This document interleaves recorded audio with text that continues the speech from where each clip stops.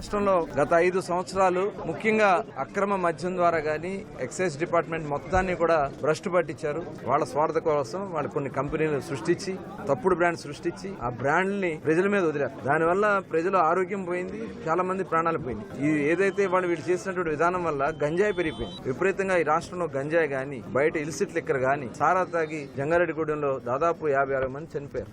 అలాగే మైనింగ్ కూడా ఇవాళ ఎక్కడ చూసినా ఇసుక దోపిడీ. టోటల్ ఏదైతే ఖనిజ సంపద ఉందో ఆంధ్ర రాష్ట్రంలో అద్భుతమైనటువంటి ఖనిజ సంపద ఉంది.